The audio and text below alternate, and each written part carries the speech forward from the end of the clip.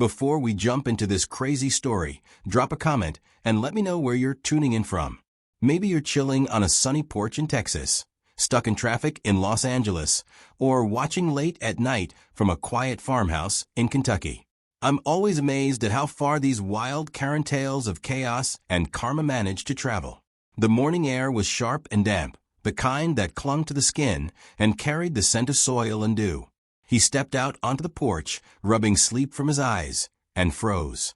The dirt near the chicken coop was littered with broken shells, their pale insides glistening under the early light. His stomach knotted. The hens clucked nervously inside, their wings restless, the rhythm of their calm routine shattered. He crouched, fingertips brushing the jagged edges of one shell, and felt the anger rise like heat under his collar. Something was wrong. Something had been wrong for weeks. At first, he told himself he was imagining things. Chickens didn't lay at the same rate every day. Maybe they were stressed, maybe the weather was off, maybe it was his fault. But the more he counted, the more the pattern became undeniable. The numbers weren't just inconsistent, they were impossible. Eggs vanished, sometimes a few, sometimes all of them, and it always seemed to happen on the same days. He had fed these birds, built their coop by hand, kept them safe from foxes and hawks. And now, someone was stealing from him. He straightened slowly, his jaw tightening as he scanned the quiet line of fences and backyards that stretched beyond. Suburbia looked innocent enough. Trimmed hedges, neat lawns, the faint whir of a sprinkler somewhere down the street. But behind the polished surfaces, he knew, were neighbors who couldn't keep their noses out of other people's lives. And two of them, Patricia and Julie, were worse than the rest. They were in their early 40s, heavy-set, dressed in loud floral dresses even when gardening, always together like a two-headed creature. Their voices carried down the street, shrill and self-righteous, quick to complain about anyone else, but quicker still to take what they wanted. He had caught them eyeing his coop before, their gazes lingering too long. He hadn't thought much of it then. Now the image burned in his mind. Still, he wanted proof. Accusations without evidence were useless, especially against women who could twist any situation into their own victimhood. He spent the afternoon driving into town, returning with two small security cameras no bigger than his thumb. By dusk, they were hidden in the corners of the wooden coop, lenses angled at the gate and the nesting boxes. When the sun went down, he sat in the dim glow of his living room, eyes fixed on the live feed. Nothing. Just shadows swaying, chickens shuffling. Midnight passed, then 1 o'clock, then 2. His eyelids grew heavy, and finally he let himself sleep, though unease gnawed at him. The next morning, coffee in hand, he rewound the footage. His grip on the mug tightened as the screen lit up with movement. Two shapes, bundled in jackets, crept into the frame. He turned the volume up, leaning closer. The first voice was unmistakable, Patricia. Loud, nasal, dripping with disdain. Told you he'd never notice. He's got too many of these damn things. Julie snickered behind her, fumbling with a black sports bag. They crouched, hands darting into the nests, piling eggs inside without hesitation. One rolled and cracked against the wooden slats, but they didn't care. They laughed. Patricia muttered something about how these organic eggs would cost a fortune at the store. Then, as casually as if they owned the place, they slipped out into the night. The video ended. He sat in silence, heart hammering, anger crawling through every vein. They had been stealing from him week after week, grinning while they did it. His home, his animals, his work, invaded like it was nothing.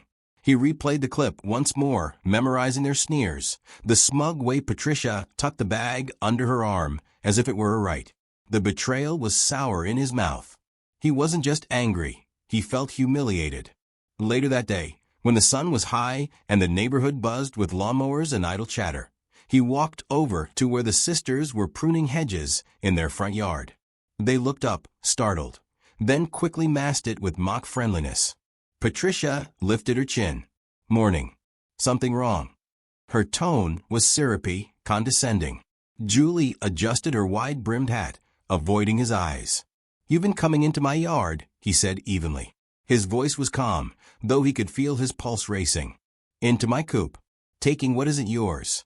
Julie let out a high laugh, brittle and fake. What are you talking about? I've got you on camera, he said, leaning slightly closer. Both of you. Last night. With the eggs.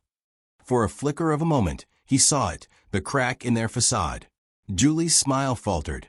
Patricia's eyes darted before narrowing, cold and sharp. Then Patricia smirked. So what? You're really gonna make a scene over a couple of eggs? Chickens lay dozens. You don't need them all. Her voice dripped with arrogance, daring him to push further. Call the police if you want. See how far you get with that. Julie chimed in, emboldened. Yeah, imagine it.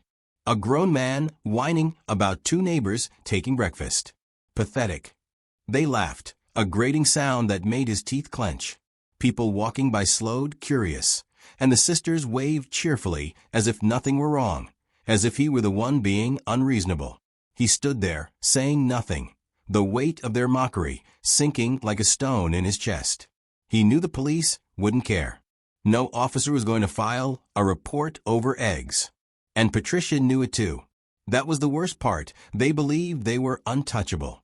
He turned and walked away, their laughter trailing after him like claws scratching against metal. Rage simmered under his skin, but so did something sharper. He wasn't powerless. Not yet. That evening, he sat at his kitchen table, replaying the footage once more, each laugh and careless word fueling the resolve hardening inside him. Patricia and Julie thought they had won. They thought they could humiliate him and walk away with his work in their pockets. But he had patience, and he had imagination. And most importantly, he had time. He closed his laptop, the glow of the screen fading into darkness. Outside, the chickens were settling into their roosts, soft clucks echoing through the night air. He looked out toward the coop, a faint smile tugging at the corner of his mouth. Patricia and Julie believed they could keep taking from him forever. They had no idea what was coming. The following week dragged like a test of patience. He woke each morning with the same question gnawing at him. Would they dare to come back so soon? The cameras confirmed it. They did. Just 2 nights later, Patricia and Julie crept into his yard again, laughing under their breath as though nothing had changed. Watching them from his phone screen, he felt the fury boiling deeper. They weren't even nervous. They had grown bold, confident in the belief that he wouldn't act, that he was powerless to stop them. Their arrogance was a weight pressing against his chest, daring him to break. He tried one more time to reason with himself. Maybe he should ignore them. Maybe it wasn't worth the trouble. But every cracked shell and every mocking laugh replayed in his mind, sharpening his resolve. He had already confronted them, already given them a chance to stop. They hadn't just ignored him, they had ridiculed him. That was what changed everything. This wasn't about eggs anymore. It was about respect, about boundaries, about proving that his property and his work weren't free for the taking. The plan came together in fragments, each piece slotting into place, as if it had been waiting all along. First, the eggs. He had a separate batch of fertilized ones kept aside, marked and stored carefully. They looked no different on the outside, smooth and pale, but inside lay the perfect twist of irony. If Patricia and Julie were so greedy for what wasn't theirs, then let them choke on the consequences. He spent the evening swapping out every fresh egg in the nesting boxes with the fertilized batch, setting them neatly where the sisters would expect to find their easy haul. But the eggs were only half the trap. The other half was alive, feathered, and restless. His roosters had always been protective, their sharp beaks and talons quick to lash out at anything unfamiliar. Normally he kept them contained to avoid unnecessary chaos. But that night, he decided to let them roam free. He opened the enclosure just enough for them to prowl near the coop, their bodies tense, their plumage catching the moonlight in fiery shades of red and green. The birds strutted and crowed, their aggression simmering under the surface, ready to explode at the slightest provocation. As midnight approached, he moved quietly through his yard, checking the camera angles, making sure every corner of the coop was framed. The infrared lenses glowed faintly, invisible to the human eye, but perfect for capturing every movement. He crouched in the shadows near his porch, phone in hand, heart pounding with anticipation. The stillness of the night magnified every sound. The creak of the wooden gate, the crunch of gravel beneath cautious steps, the hushed voices breaking into giggles. They were here. Patricia's voice was unmistakable, dripping with smugness. "See? Told you he wouldn't do a damn thing. He's all bark."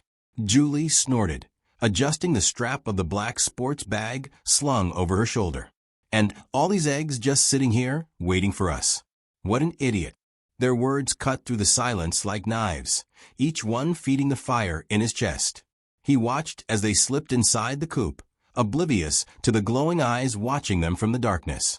Patricia crouched, her wide frame blocking the camera for a moment as she scooped eggs into the bag with greedy hands. Julie reached into another nesting box, humming tunelessly, utterly careless. The bag grew heavier, their laughter louder. Then came the sound he had been waiting for, the sharp, piercing crow of a rooster. It was followed by chaos. Out of the shadows, wings spread wide, the first rooster lunged. Its talons raked across Patricia's sleeve, tearing fabric, its beak striking like a hammer. She shrieked, stumbling backward, knocking over the bag. Eggs spilled across the dirt, cracking underfoot, yolk mixing with soil. Julie screamed, swatting blindly as another rooster charged her, wings flapping in furious bursts. Their laughter turned to terror in an instant, replaced by panicked cries that pierced the night. Feathers filled the air, glowing like sparks under the camera's night vision. Patricia tried to swat one away, but the bird clawed at her arm, leaving red streaks. Julie fell into the dirt, scrambling to get up, her hair tangled, dress streaked with mud. The sisters tripped over each other, clawing toward the exit, as the roosters cornered them with relentless fury. Their screeches carried down the street, loud enough to draw curtains twitching open, neighbors peering from windows. And there he stood, half hidden in the shadows, phone raised. He snapped a photo. The sisters sprawled in the dirt, one clutching the half-empty bag, the other shielding her face as a rooster perched triumphantly on her shoulder. He took another when Patricia's dress tore along the side. Feathers stuck to her skin, her expression twisted in panic. Each image was perfect, undeniable, damning. The sisters finally managed to stumble free of the coop, limping toward the street. They were a mess of scratches, feathers, and broken pride, dragging themselves past the curious stares of neighbors.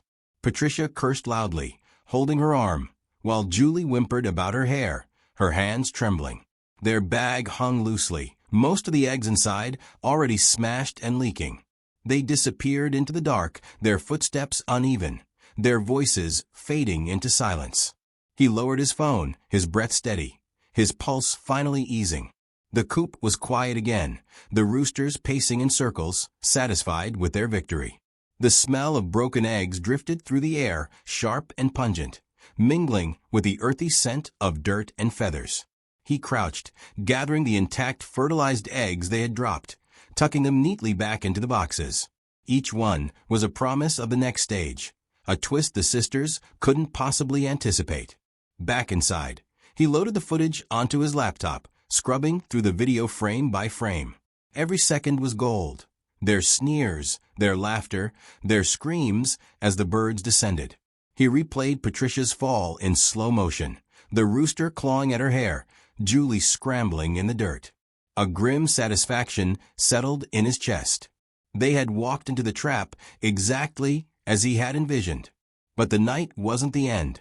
No, this was only the beginning. He leaned back in his chair, watching the video one final time, letting the sound of their shrieks echo in his ears. The plan had worked, but the true justice was yet to come. They thought the worst was behind them, that they had merely escaped with bruises and humiliation.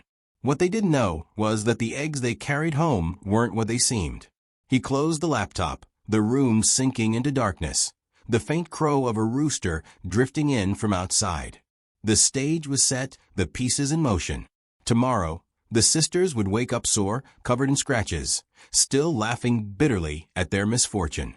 And then, when they cracked those eggs, the real horror would begin. Before we roll into the shocking finale of this egg heist disaster, I've got to mention one of my all-time favorite stories. Karen and her gold digger mom kept parking in my driveway. so I towed both their cars. That one is pure chaos and karma at its finest, and honestly, you don't want to miss it. I've linked it in the description and set it on the end screen so you can jump straight into it after this wild ride continues. The sisters returned home in the dead of night, stumbling through their doorway as if they had survived a battlefield. Patricia slammed the door shut, leaning against it, her chest heaving. Julie collapsed onto the sofa, clutching her arms where scratches burned across her skin. Feathers clung stubbornly to their hair, streaks of dirt and yolk staining their floral dresses. They exchanged a look, half fury, half humiliation, though neither dared to speak of the fact that neighbors had witnessed their disgrace. Instead, Patricia muttered through clenched teeth about suing, about complaints, about how none of this was their fault. Julie nodded along, but her trembling hands betrayed her fear. They had underestimated both the man and his birds. After a restless night filled with tossing, groaning, and muffled curses, morning brought with it the mundane hunger of routine. Julie dragged herself into the kitchen, her eyes swollen from lack of sleep, and reached for the sports bag still sitting by the counter. The sight of it made her grimace. Half the eggs inside were cracked, yolk seeping into fabric, but several remained intact.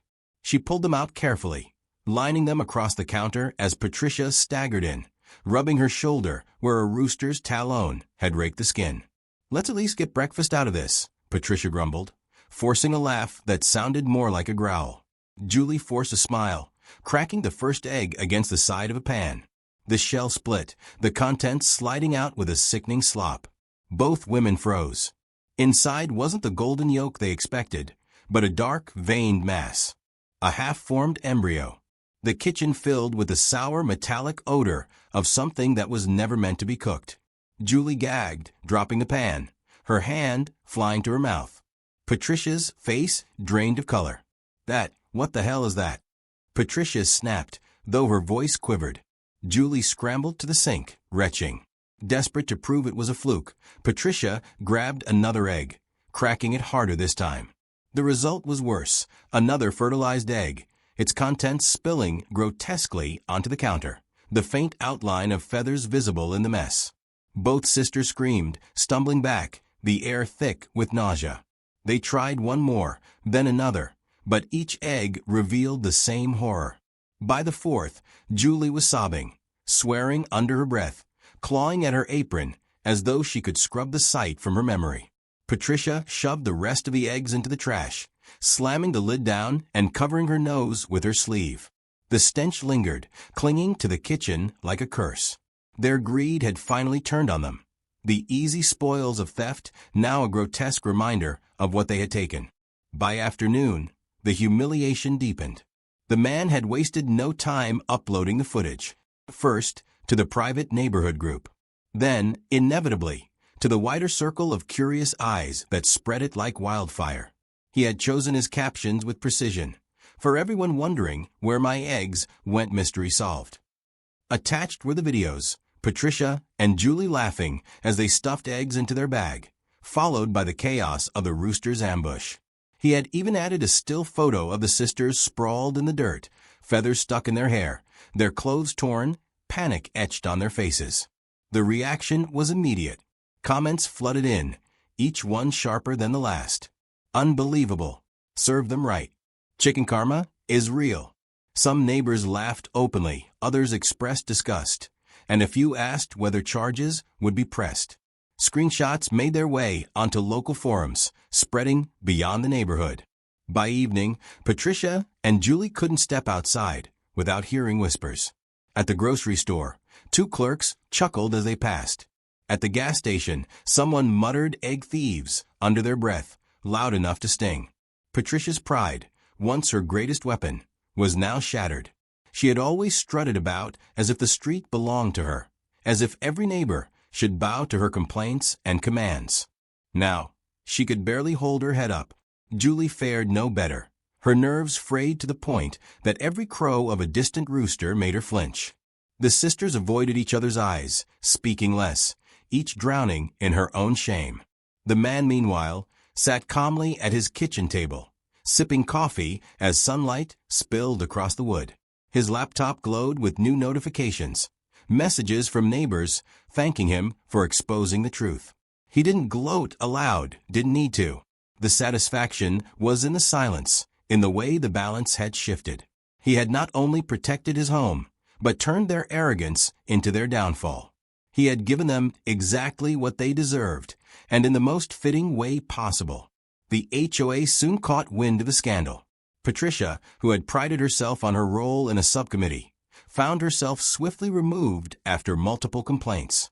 Neighbors, who had once tolerated her tirades, now had reason to strike back, armed with undeniable proof of her hypocrisy. Julie's social circle shrank overnight. Friends stopped calling, invitations evaporated. The sisters were no longer feared or respected. They were mocked, pitted, despised. Their reign of petty control was over. But the man didn't stop there. He printed a single photo, Patricia and Julie tangled in the dirt with roosters clawing at them, and pinned it discreetly on the notice board by the community center. He didn't sign his name. He didn't need to. Everyone knew. The image hung there for days, neighbors passing by with smirks and whispers, the sisters, too humiliated to tear it down themselves. One evening, as the sun dipped low and painted the sky in streaks of orange, he sat outside near the coop, watching the chickens settle. The roosters strutted proudly, as if aware of their role in the spectacle. He cracked 2 fresh eggs into a pan, their yolks golden and perfect, the smell of breakfast filling the air. As he ate, he allowed himself a small, quiet laugh. Not the laugh of mockery, but of closure. Patricia and Julie had written their own fate with their greed. All he had done was give the story its ending. The neighborhood, once held hostage by their constant meddling, now thrived in their silence. Patricia and Julie kept to themselves, their curtains drawn, their voices muted. They walked faster when passing the coop, eyes averted, as if the very sight of it was a reminder of their shame. They never stole again. They couldn't. The weight of humiliation was heavier than any punishment the law could have dealt. And yet, he knew they still seethed, behind closed doors, plotting ways to regain their lost dignity. That was fine. Let them stew. Let them remember every claw, every feather, every crack of those eggs. Some wounds never healed, and some lessons never faded. He leaned back, setting his plate aside, and glanced at the camera still fixed above the coop. Its red light blinked steadily, watching, recording, waiting. A faint smile curved his lips as he whispered to himself, "Funny thing about karma. It hatches sooner or later." The night air thickened with the sound of distant crickets, the quiet broken only by the occasional crow of a rooster. He rose, locking the coop for the night, the weight of victory settling comfortably on his shoulders. Justice had been served, not through force or fury, but through patience, cunning, and the simplest tools at his disposal. Somewhere beyond the fences, Patricia and Julie sat in their darkened home, the smell of spoiled eggs still lingering in their kitchen, the memory of feathers and claws etched permanently into their minds. Their downfall was complete, but the echo of their screams would linger for years to come, a story retold by every neighbor who had once feared them. And as the stars brightened overhead, he walked back inside, the quiet certainty of revenge complete. The story was finished, but the legend of the egg thieves and their humiliating downfall was only just beginning.